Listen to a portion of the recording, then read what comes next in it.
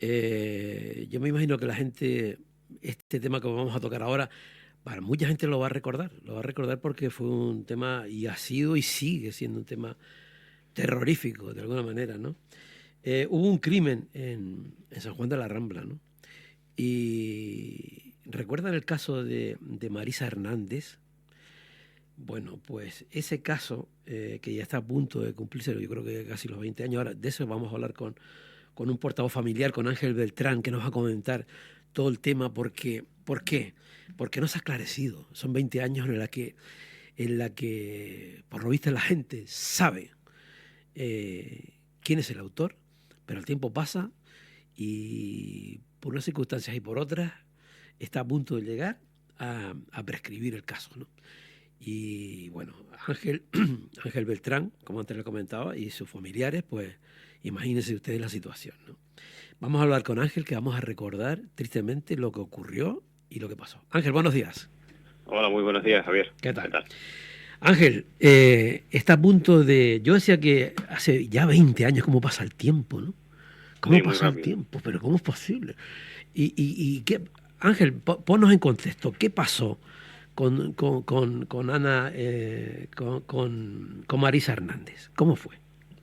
Bueno, hace 20 años, concretamente el 9 de septiembre de 2003, mi tía Marisa inició su rutina, como todas las mañanas, por las calles del casco de San Juan de la Rambla, aquí en el norte de Tenerife. Ella era una persona de 36 años de edad cronológica, pero de edad psíquica tenía una mentalidad de una niña de 6 años. Mm. Su rutina no la alteraba por nada. Era muy raro que ella hablase con desconocidos, no se subía a un coche con nadie, no cogía una guagua, mucho menos un taxi. Y su recorrido de costumbre era entre las 3 casas familiares, las cafeterías que solía frecuentar y la administración de lotería. Era todo muy rutinario. Mm. Aquella mañana, de casa de una de sus hermanas, se dirigió a casa de mis padres, de su otra hermana, porque mi madre siempre le daba 3 euros de asignación diaria para su cafecito y su boleto. De ahí se dirigió a la administración de lotería, en la avenida de San Juan Casco, la calle más transitada de la zona baja del pueblo, y luego a una de las cafeterías. Sabemos que estuvo en la cafetería, se tomó su café de costumbre, y luego es en la calle estrecha, cuando ya retornaba para almorzar a casa de su otra hermana, donde se le pierde la pista, alrededor de la 1 de la tarde. Fue como si se volatilizara en esa calle.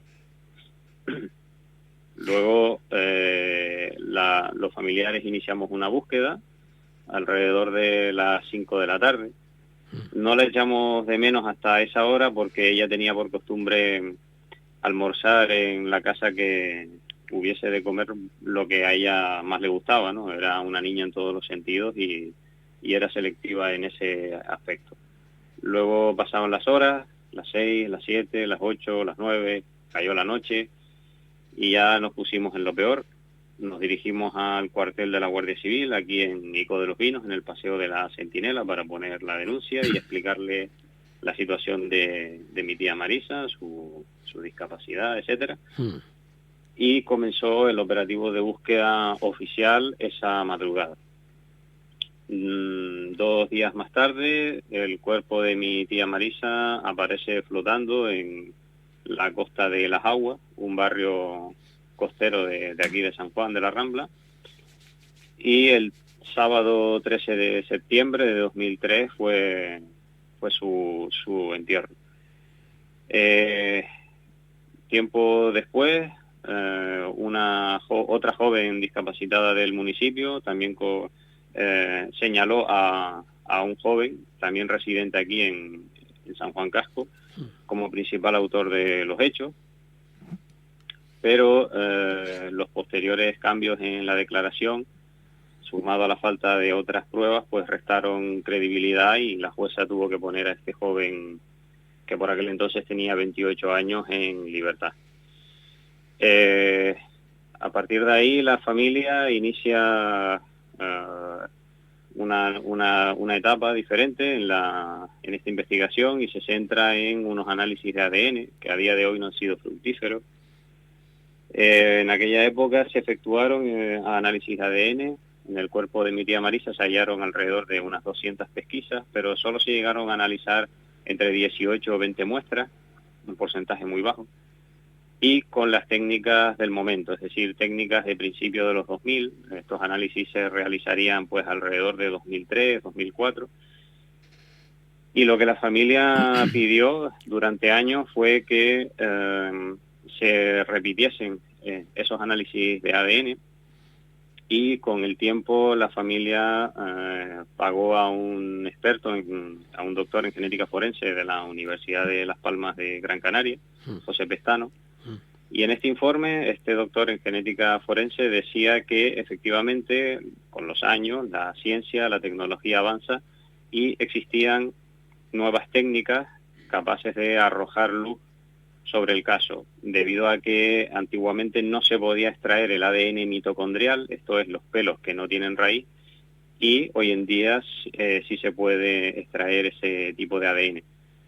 Este doctor en genética forense proponía varios laboratorios por el territorio peninsular, y entre ellos el más puntera pues era uno ubicado en Santiago de Compostela. A día de hoy las muestras no han salido de Canarias. No entendemos por qué, la familia no ha tenido una respuesta real del porqué a esta negativa.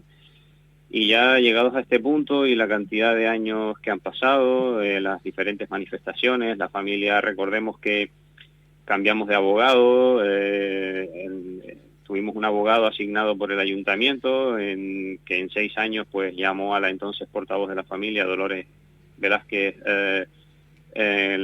4 veces, y bueno, el caso de Marisa ha presentado irregularidades desde el principio, y ya la única vía que nos queda al cumplirse los 20 años es llamar a la concienciación ciudadana de todas aquellas personas que sabemos que tienen datos en lo relativo al caso de Marisa Hernández, que den un paso al frente y que cuenten lo que sepan de forma anónima para lograr que el asesino acabe en prisión, que es donde debería haber estado desde hace 2 décadas.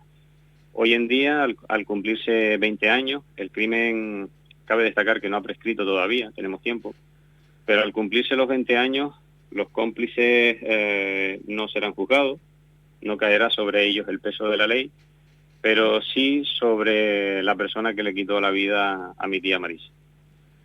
Ese es el llamamiento que estamos haciendo desde la familia, desde el pueblo de San Juan de la Rambla y desde otros municipios que también hemos recibido numerosas muestras de apoyo en los últimos meses.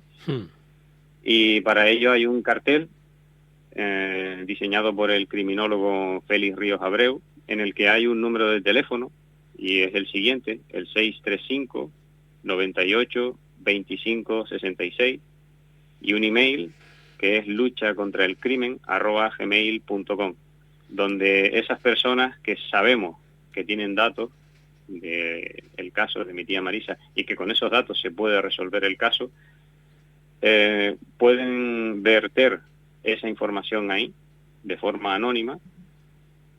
Esto quiere decir que nadie se va a enterar quién fue el que proporcionó los detalles de lo ocurrido, y de esta manera pues procurar o lograr, mejor dicho, que esta familia descanse de una vez, porque han sido 20 años de una lucha titánica con la que nos hemos encontrado con numerosas dificultades, muchos muros que superar, y para la que nos hemos visto en muchísimas ocasiones solos, y la verdad que ha sido un desgaste a nivel económico, psicológico, físico, etcétera, y creo que es de justicia que de una vez por todas el criminal que está suelto, un criminal que tiene una serie de necesidades, lo he dicho muchísimas veces, no cubiertas, de tipo sexual, afectivo, etcétera, una persona que ha crecido en un entorno total y absolutamente desestructurado, familias disfuncionales, con problemas de alcohol, posiblemente drogas, malos tratos, insultos, una falta de normas en su casa. Esto es lo que hace que este tipo de personas se comporte así y, bueno, las personas que no tienen culpa... Claro. Sí. Ángel, una cosa, dime otra vez el teléfono porque estaba anotándolo y se me quedaron dos. 63598 635 98 25 66. Bueno, mira, una cosa. Yo entiendo, por lo que estoy diciendo, que, claro, que tu tía, por ejemplo, hay un tiempo en el que en que ustedes no se dan cuenta de que ella no está, porque como ella va a diferentes casas, pues estarían pensando, pues mira, está en casa de mi tía o de la otra, ¿no? Y tal, ¿no? Y hasta que se dieron cuenta que ya había pasado tiempo y habrán dicho, ¿dónde está? ¿Sabes? Eso por un lado. Por otro, la chica, porque en tu caso es un caso ya a nivel nacional. Esta semana salía publicado en el periódico El Mundo, ¿no? Sí. Y allí se hablaba precisamente, bueno, de esta chica que tú dices que dijo una cosa, pero luego se retractó. Y también hablabas de un señor, no sé si ese señor que estás hablando es el que estabas comentando ahora al final. Como que la gente sabía o sabe que es Vox Populi quien puede ser, pero claro, no hay pruebas, digamos, ¿no? Claro, es que en su momento la testigo, esta otra chica discapacitada que también era del pueblo, digo era porque ya desde hace un tiempo vive en una residencia fuera de aquí, sí. Dio un dato que nos ha llamado poderosamente la atención, y es que describió la forma en cómo habían asesinado a mi tía Marisa.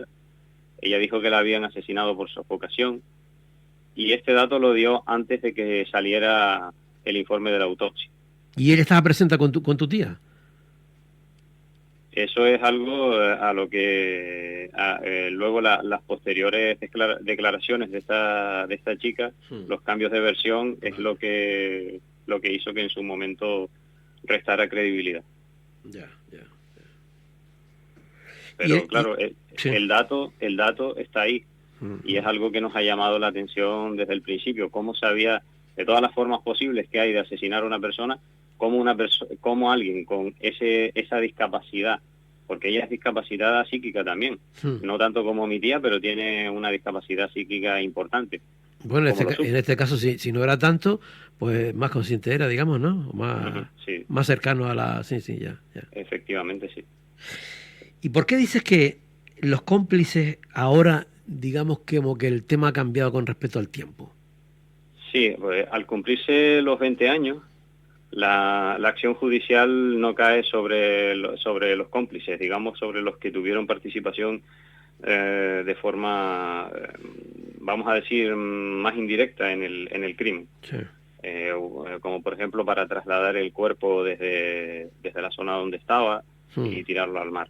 Entonces, por eso llamamos a la concienciación ciudadana. Y con ese paso del tiempo, perdona, esa figura que, digamos, vamos a imaginarnos que ayudó y cayó, por ejemplo, ¿no? Ahora la ley no caería sobre ellos. No, ahora mismo no. Con lo cual, ellos, ya. Sí. Ellos están ya, digamos, libres de delito, no irán a la cárcel, nada. Con lo cual sería un relax, digamos, a nivel emocional, a nivel de conciencia, ¿no? Sí, yo lo he dicho en los diferentes medios de comunicación en los que he intervenido en estos últimos meses, y efectivamente ya no solo para que se haga justicia con mi tía Marisa, sino que también mi familia merece descansar. El pueblo de San Juan de la Rambla merece descansar y que se limpie esta mancha que nos ha perseguido durante 20 años. Y por supuesto ellos, porque están cargando con algo en su conciencia que tarde o temprano les va a repercutir. Esto no se puede acallar siempre. Claro. Y yo lo he consultado con diferentes profesionales de la psicología, criminólogos también, etcétera, entre ellos Félix Ríos Abreu. Y a veces el llamado lenguaje no verbal, a veces basta un gesto, una mirada, para darte cuenta de que alguien oculta algo, o de que alguien sabe más de lo que ha dicho, o simplemente es que lo sabe y punto, y no lo ha dado a conocer, ya fuera por miedo, por cercanía, porque este es un pueblo muy pequeño, apenas 4.800 habitantes, entonces todo se sabe tarde o temprano. Y yo creo que ya va siendo hora que esas personas den un paso al frente. A ellos no les va a pasar absolutamente nada. De hecho, es anónimo el teléfono y el email. Se guardará su anonimato y no les va a pasar nada ni a nivel judicial ni a nivel social. Y ayudarán a descansar a una familia, ayudarán a descansar a un pueblo y, lo más importante, ayudarán a encerrar a un criminal con una serie de necesidades como las ya mencionadas, a encerrarlo donde debería estar encerrado desde hace 2 décadas. No, y a liberarse ellos mismos, porque a nivel de conciencia tiene que estar fatal, ¿no? Sí, yo esto lo he consultado, ya te decía antes, con diferentes profesionales de la psicología, y efectivamente esto tarde o temprano acaba repercutiendo a nivel a diferentes niveles en esas personas cuando ocultan algo.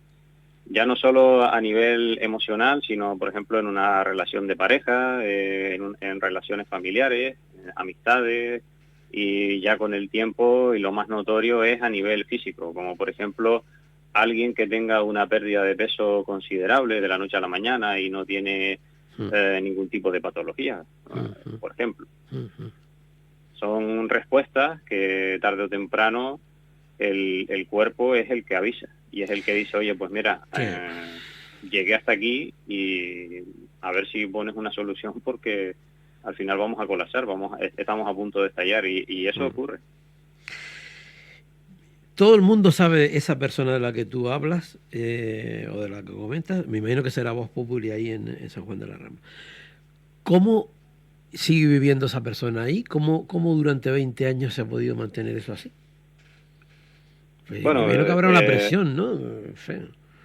Sí, bueno, aquí en el pueblo, pues bueno, hay gente que ha abandonado el pueblo a raíz del caso de mi tía Marisa. Y bueno, los más que hemos sufrido a lo largo de estos 20 años hemos sido nosotros, la familia, ya no solo por la pérdida de mi tía Marisa, sino de otros miembros de mi familia, como por ejemplo mis abuelos, Tomás y Lolita, que fueron los que más sufrieron la pérdida de su hija. Mi abuela apenas duró 20 meses después del asesinato de mi tía Marisa. Mi abuelo falleció en 2013 y prácticamente la pena se los llevó. Ellos quedaron sumidos en una depresión crónica. Mi abuela directamente enloqueció y la verdad que fueron unos años horribles. Yo era muy pequeño cuando eso, tendría 12, 13 aproximadamente. Y ya con la pérdida de mi abuelo ya sí tenía en torno a 22 años, una cosa así, entendía más las cosas y era ya un hombre, ¿no? Diferente. Pero sí que fueron años horribles porque la familia, bueno, quedó destrozada y, insisto, una familia que nunca le ha hecho daño a nadie, sino simplemente que tuvimos la mala suerte de que el mal acechaba por aquel momento en San Juan. Una persona que conocía a mi tía Marisa, yo insisto en que la conocía, en que la tenía estudiada, en que... Porque tú decías antes que ella no se iba con cualquiera, dijiste al principio, ¿no? No, de hecho... nada más que estaba en los lugares claves, ¿no? La cafetería, sí. la casa de tu tía, tal. Pero decías que ella no se subía ni iba con cualquiera. Por lo tanto, entonces como que... ¿no? ¿Tendría que ser alguien cercano? No sí, sé. alguien cercano que la solía saludar por el pueblo o en los mismos bares, en las mismas cafeterías que ella frecuentaba. A lo mejor le daba algo de conversación o algo así y la engañó para cometer esa fechoría. Mi tía Marisa era una niña en todos los sentidos y de hecho yo recuerdo una conversación con un familiar en la que un familiar le estaba diciendo una película determinada que no le gustaba y a mi tía Marisa sí. y luego íbamos a ir a la playa y mi tía Marisa no se quería montar en el coche con ese familiar porque le había dicho que la película no le gustaba. O sea que era una niña en todos los sentidos. Así que era imposible que Marisa se fuera voluntariamente con alguien y mucho menos para lo que se ha dicho por ahí. Mira, mi tía Marisa claro, era una niña, no tenía ni capacidad para enamorarse de lo niña que era. Claro, claro. Y entonces, ¿qué vislumbras? ¿Cómo va a ser el tema? Ángel, ¿qué ves ahora? Bueno, ahora mismo con esta movilización que estamos haciendo, que estamos llevando a cabo, lo que pretendíamos era que si por lo menos el crimen no se resolvía, porque estaba complicado, aunque ahora, bueno, parece que más o menos se ve la luz, por lo menos no rendirnos sin luchar hasta el final, ¿no? Esa era la idea. Yo planteé todo esto hace un par de meses, mi familia estaba de acuerdo, el criminólogo Félix Ríos también, y nuestro actual abogado, y desde 2009 es nuestro abogado, Andrés Martín Cruz. Y bueno, por lo menos ha sido un desahogo para todos nosotros. Hemos contado todo lo que se ha podido contar, otras cosas evidentemente en antena y publicarse por ahí pues no se puede porque es información más sensible y desde la Guardia Civil nos han dicho que no lo hagamos. Sí que tenemos más datos concretos de las cosas, pero por nuestra seguridad nos aconsejaron que no estuviésemos diciendo ese tipo de información. Pero por lo menos hasta el momento nosotros hemos sentido ese desahogo y sobre todo al ver el apoyo que los medios de comunicación nos han dado en estos últimos meses. Ha sido descolgar el teléfono y todos han dicho, sí, venga, tal día, tal hora, intervienes en tal sitio o te publicamos lo que sea. La verdad que en eso estamos muy agradecidos. Y yo creo que si por lo menos a nivel judicial, porque la justicia a veces falla también y la justicia no es igual para todos, porque aquí el que tiene dinero es el que tiene justicia y el que no, pues tiene que esperar, ¿no? Es como todo. Si por lo menos no es a nivel judicial, que por lo menos fuera a nivel social. Y yo creo que ya eso lo hemos conseguido, la familia ha sido valiente, hemos dado un paso al frente, nos hemos puesto en nuestro sitio, hemos demostrado que no tenemos ningún tipo de miedo, hemos demostrado que somos una familia unida y que vamos con todo para lograr detener y acabar con este verdugo, este asesino, que a día de hoy, insisto, sigue suelto y la justicia no ha sido capaz de encerrar. Ya. Pues nada, Ángel, volvemos a repetir otra vez el teléfono 635-982566. Esperemos que se solucione el tema y un apoyo total hacia ti, hacia la familia. Y evidentemente esto no puede seguir, no puede quedar así de ninguna manera. Sí, no, un abrazo, Ángel.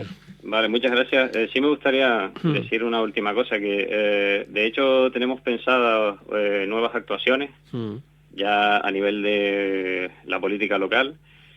Pero bueno, eso ya, si te parece, Javier, yo si quieres te iré informando. Eso sí, contactas conmigo, me lo vas comentando, que te vamos a apoyar de aquí también, sin lugar a dudas, ¿vale? Sí, de acuerdo. Gracias. Pues, muchísimas gracias. Gracias a ti, chao.